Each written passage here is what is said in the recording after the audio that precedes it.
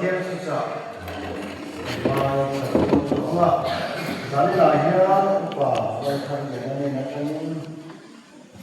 thiên số còn hai số đó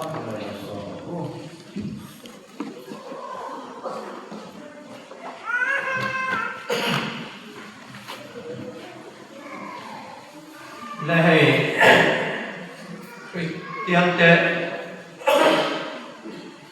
Christian te hun rong quý Christmas đi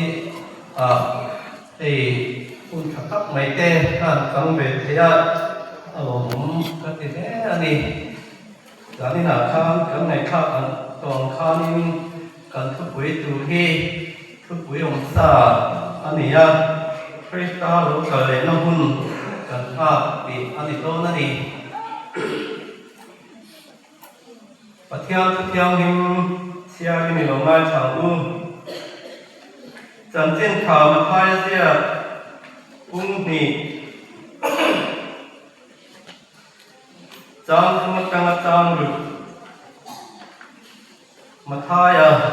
nì chẳng không có chẳng được tên nơi hiểu ta chuẩn sự cho kia bé lệ among anh ta Jerusalem ami song song ko an mang ang peya ti chuan quý thiam na te le khatiak tu te song song a ko ko ma Krista pian na tu chu azota tin an ni chuan a thena judai ra pe them kwa heti hian so nei asia kha nang pe them judai ra mi judai ko quý te singa te pe top lo Ichung kami waktu walau cuak tom sia kami Israel hau teben tu dihi antia ilkau tetil ti khat sang tuat kanga sang song pakhat ilkau te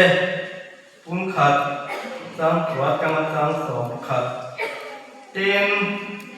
chung thu chu a soi so in an hmu reng chung in fa na khoi chop in a oma tin chu min an hmu pha pa a khoi bo ta a tin a tho la ya wan am an en reng la in mi pa ni wan ba sin an kia na an lo tinga chu mi te chuan ka li li ra mi te u enga tinge pa na ena in reng he isua in he na ta pa na khoi chopa a om hi pa na a tho in kuang kok hian ama nge hi al kal leang an tia la pa na thiang in ma som lo se amen trong ka yang ông la pa kan pathian lu tak hi kan ta pa te kan ma de em Christmas te po luang akin nang in suai se la phụ tỷ là các phụ thế này của anh tê của phần hậu tiên cẩn thận là cẩn một hết em xin Christmas program thế po cẩn mong tuông thì sẽ là với nia thế po tập salam rồi tê cẩn khea cẩn nông tập sẽ là ăn sạch nó liam tê của phần hậu sinh ở một bên xuôi cẩn nông mà nè số tỷ luôn là một số nó pha thì cẩn ngang cẩn nông tê Usuli na meta tin kanin dia ram pun hang hang ate Christmas lom te ti buen thok na sa chung te chu I khamo na te om kuina kan ti saka chuan sa ni nai tu kui om sa kan ngai tha tu te ko thang ta na so ta tu le ro ku na tu ra kan saya kan ngai tha ki na tu rin imal so na kan ti le em hi cần nó phải xong hi cần đi là chê lệ Christmas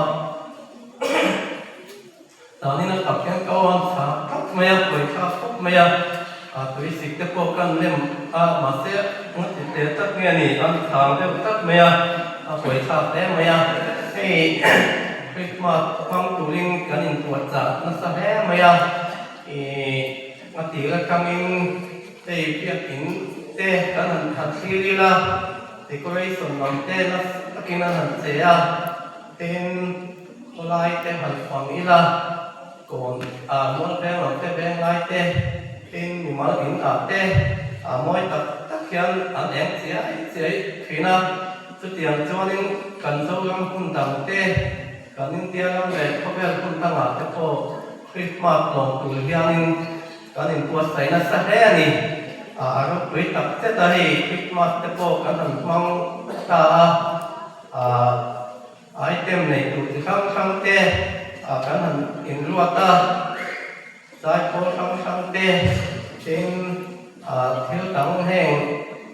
decoration thế mấy ba cả refreshment làm